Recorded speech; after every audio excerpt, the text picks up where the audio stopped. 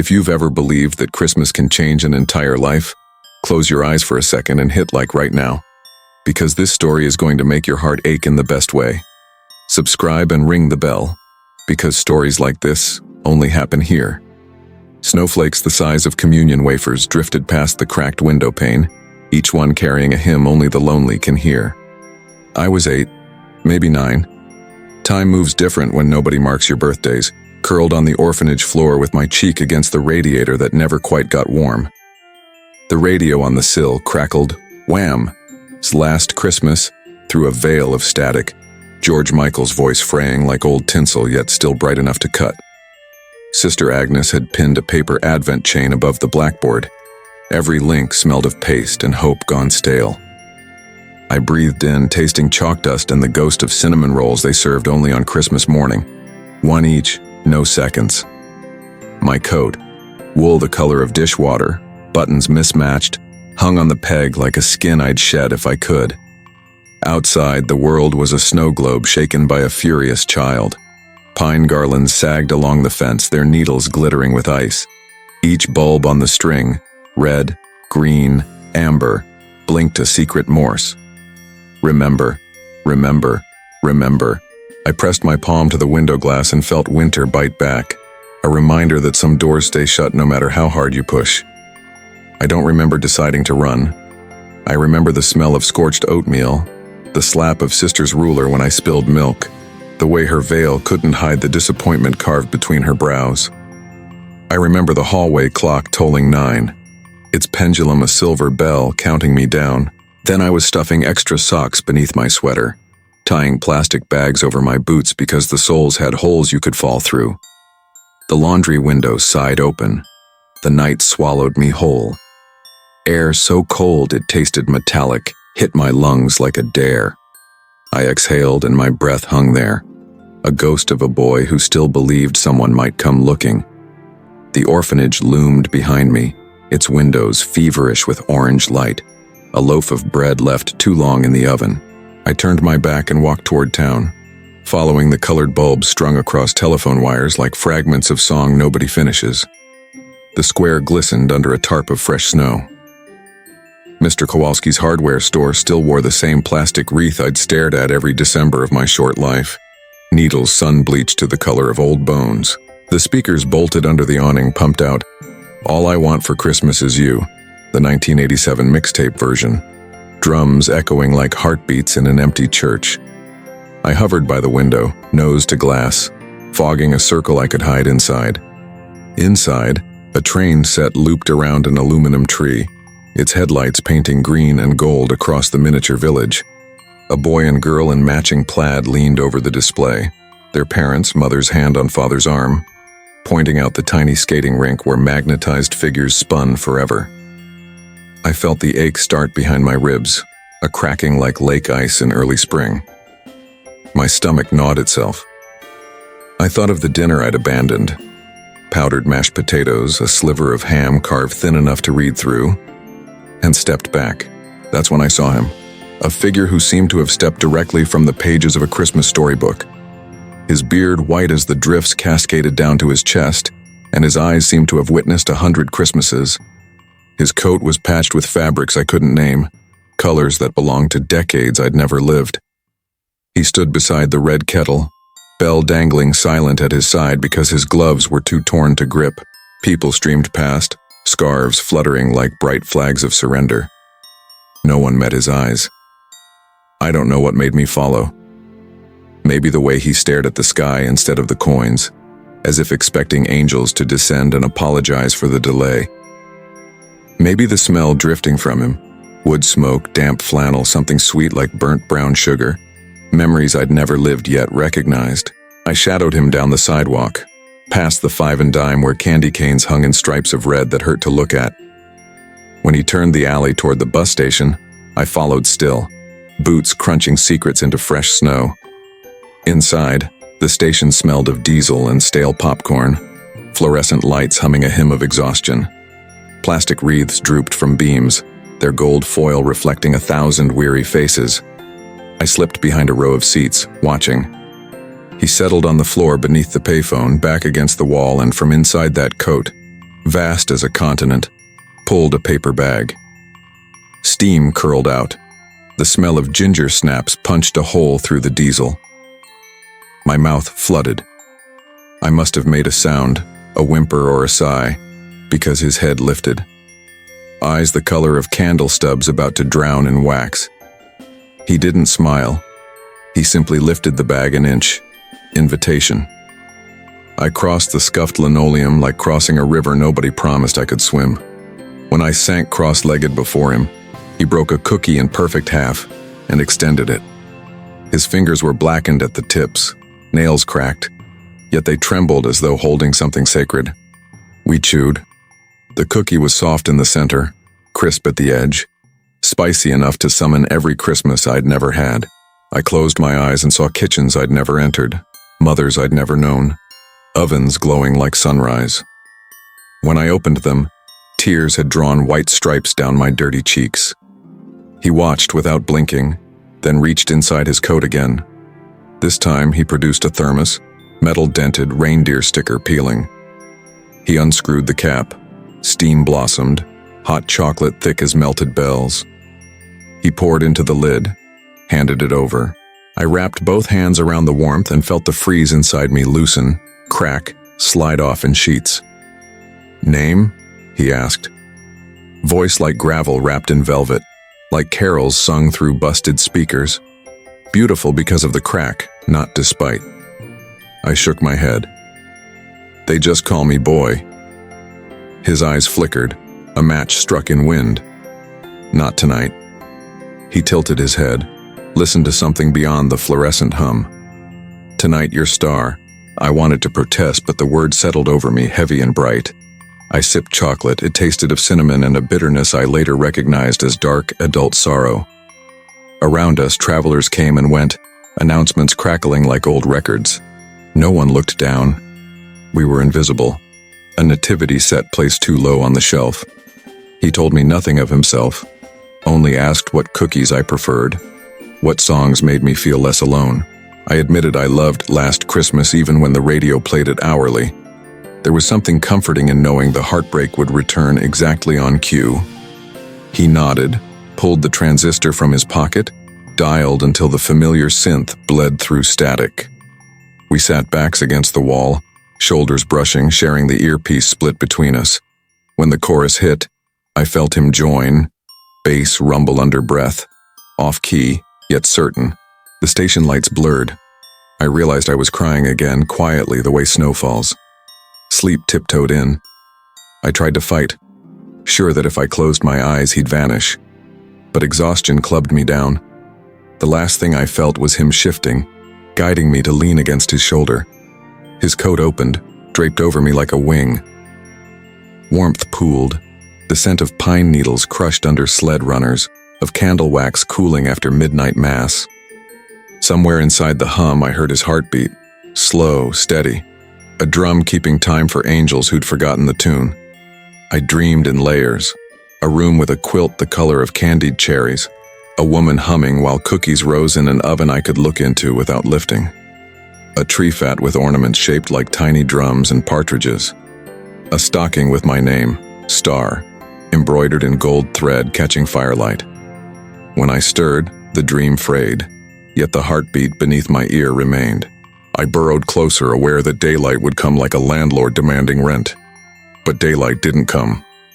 Instead, a hush deeper than night folded over the station. I opened my eyes to fluorescent half-light, the hour when even janitors nap. Snow slashed sideways past high windows. The world felt paused, a tape reel waiting for someone to press play. I shifted, his hand, gloveless now, knuckles split like overripe fruit, rested on my shoulder. The other hand held a tiny silver bell on a velvet ribbon, no bigger than a raindrop.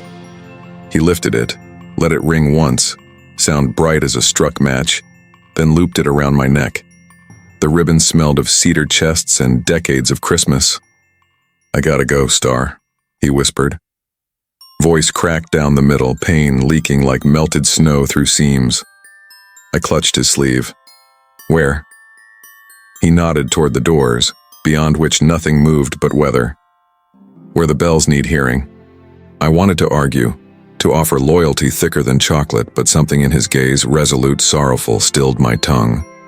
Instead I sat, bell against my throat, its chime echoing inside each swallow. He leaned, pressed lips to my forehead, breath hot, smelling of spices and something metallic, maybe blood, maybe time itself. Then he stood, coat swept closed, patches rearranged themselves into a map I'd never read. He walked toward the exit, boots silent on tile, though snow crusted the soles. At the threshold he paused, hand on the push bar. Over his shoulder, eyes caught mine, candle stubs finally drowning. The door sighed open. Wind screamed in, snatching flyers and empty cups. He stepped through. Door sighed shut. I waited for the dream to break, but the indent in the wall remained, thermos lid upturned like a chalice. On the floor lay the paper bag, folded neat. Inside, 2 more ginger snaps and a crisp $5 bill shaped into a star. The station speaker crackled, 6 a.m. The world resumed, janitor jangling keys, clerk humming along to the same Christmas loop. I clutched bell, mitten, cookie, bill, relics of a miracle I already doubted. I asked the clerk about the man. He shrugged, eyes skimming headlines. Asked the janitor. He only saw snow blowing through the door. Outside, dawn, the color of weak cocoa, filtered between buildings.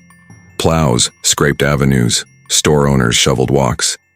I stood in the footprints he'd left, boot holes filling even as I watched. The bell rang when I trembled. Sound floated up, swallowed by sky too gray to care. I walked. Past the square where the train set still looped, children now pressing noses to glass. Past the bakery venting vanilla into alleys. Past the church, whose bells began to clang for morning mass. Sound warm as arms I'd never feel again. At the orphanage gate, I paused, considered returning, spinning a story of kidnapping, of rescue. Instead, I turned the other direction toward the river that wound like a black ribbon through town. Ice edged the banks. Water rushed dark beneath. I stood, bell clenched in fist. Thought about letting go, watching silver sink where current could carry it to seas that never froze. But memory, of heartbeat, of off-key carol, of cookie-broken perfect half, held my hand. I pocketed bell, wiped face, walked on. The days that followed blur, shelters, church basements, foster homes that recycled me like borrowed coat.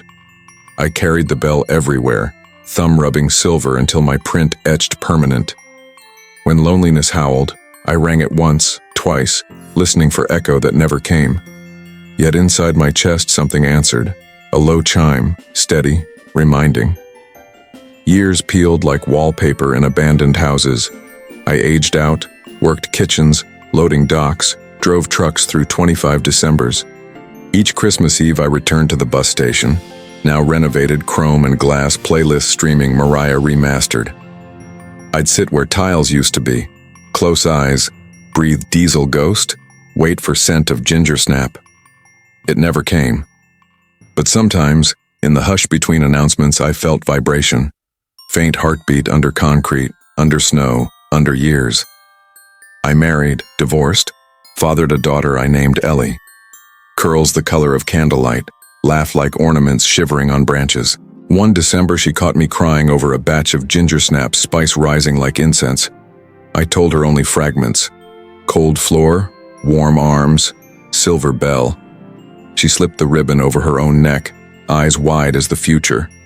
Years later, when she volunteered at the shelter downtown, she wore it still. Tonight I'm 60, snow falling like it's trying to bury the world soft and quiet once more. Ellie's inside the shelter kitchen, ladling cocoa while Wham! Plays on my old boombox, tape hiss comforting as grandfather breath. I stand on the stoop, coat patched though not so artfully as his. Streetlights smear gold across drifts. Somewhere, a transistor crackles the original 1984 synth. From my pocket I draw the bell, silver dulled but intact. I ring it once. Sound drifts up, meets snow, keeps climbing. And in that moment between heartbeat and hush I feel him. Boots crusted with decades, coat map of everywhere kindness has ever been. He walks not toward me but through me, a warmth settling in marrow whispering, "Keep listening." I close eyes, press thumb to bell, and finally understand. Every hand we open becomes the sleeve he once wore. Every cookie shared, the spice of his breath. Every lullaby hummed off key, the drum keeping time for angels who never forgot the tune. I turn, go inside. The shelter smells of pine cleaner, burnt toast, and underneath, if you breathe deep, cedar chests, bridge smoke, ginger snap. Ellie glances up, bell at her throat catching light. I nod. She smiles. We ladle cocoa, we sing, we tuck blankets around shoulders colder than we ever were. Outside, snow keeps falling, but inside the bell keeps ringing. Soft, steady, forever. The years between that night at the bus station and my 60th Christmas have been a tapestry of moments, some brilliant as tinsel in sunlight, others frayed and faded like old ribbon.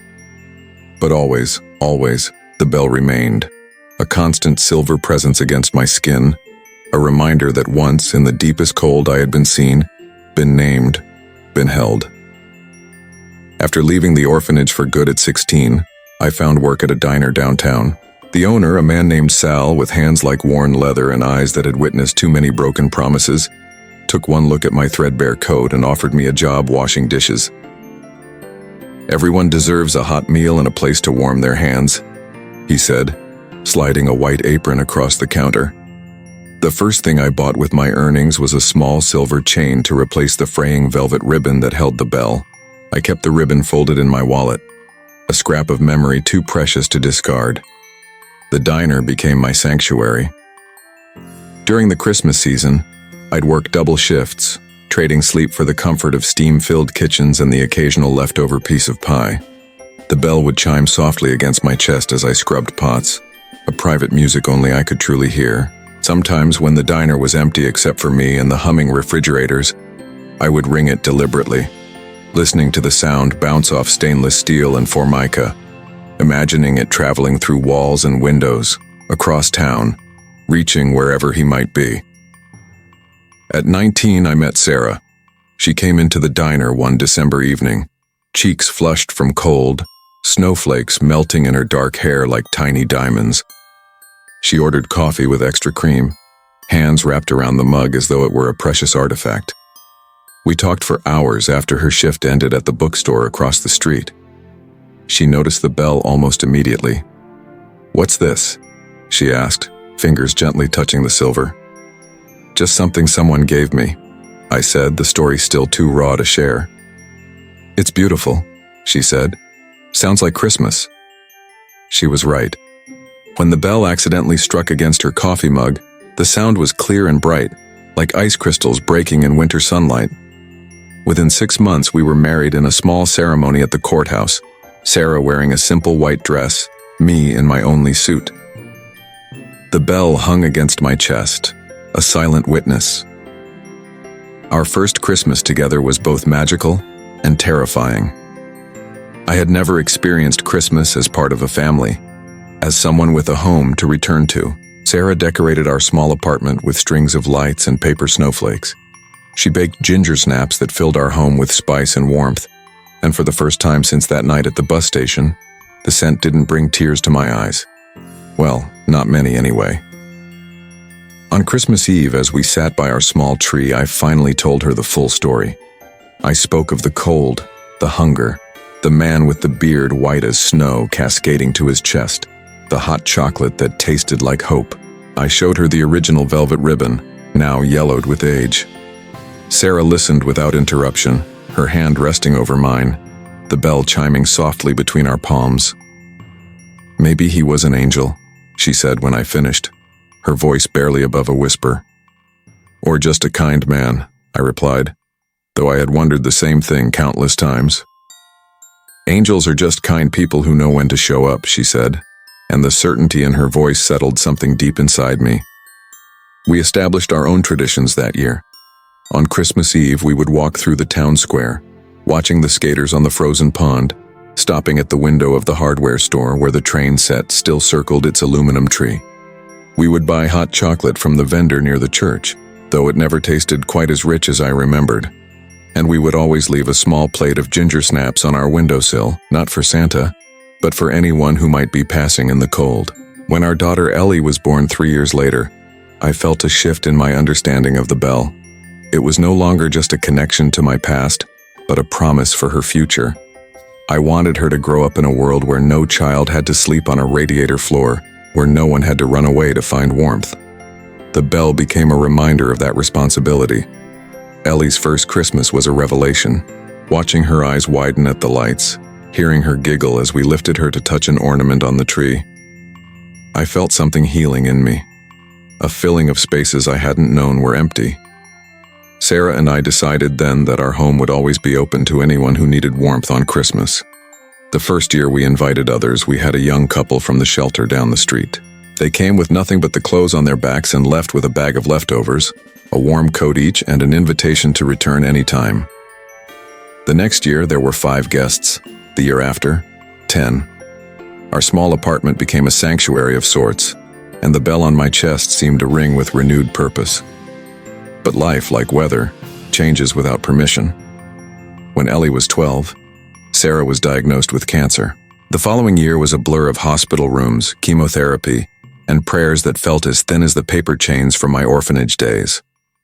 The bell became a constant companion, its chime a small comfort in waiting rooms, a reminder that once, in the darkness, light had found me.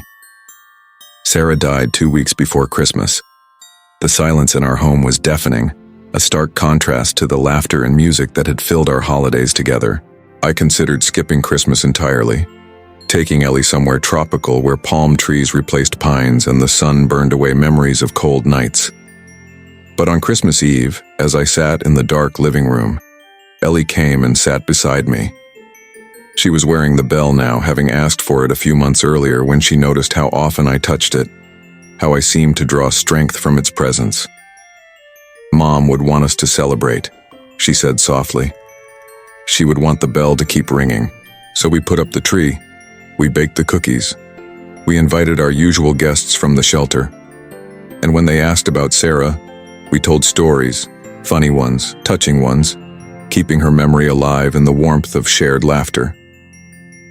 That night, as I tucked Ellie into bed, she reached up and touched the bell at her throat.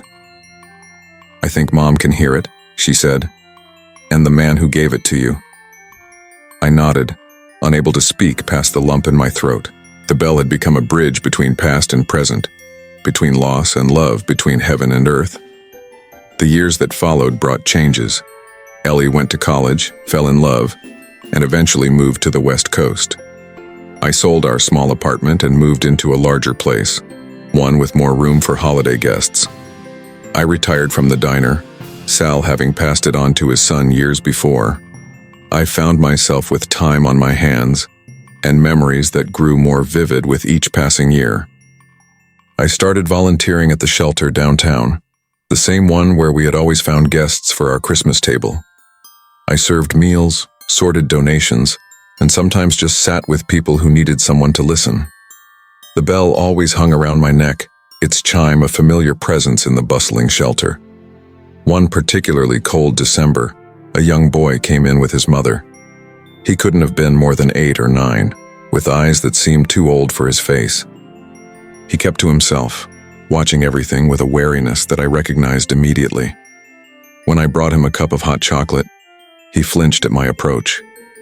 "It's okay," I said softly. "It's just hot chocolate." He took the cup with trembling hands, his eyes never leaving mine. I noticed he was staring at the bell. "What's that?" he asked, voice barely audible. "Just a bell," I replied. "Someone gave it to me a long time ago." "Did you know them?" I shook my head. "Not really, but they were very kind." The boy took a sip of chocolate, his eyes still fixed on the bell. "My dad used to have a bell like that," he said quietly. "He said it was to remind him that angels are everywhere, even when you can't see them." I felt something tighten in my chest. "That's a nice thought." "Yeah," he said. "He's gone now." I sat beside him, not speaking, just letting the silence settle between us.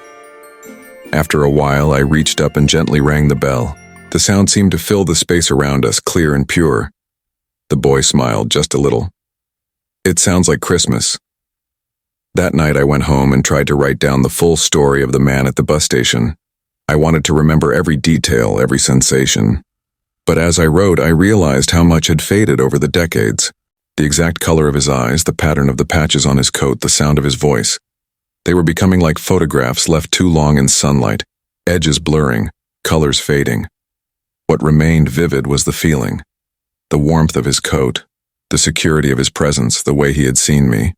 Not as an orphan, not as a runaway, not as a problem to be solved, but simply as a child who needed comfort.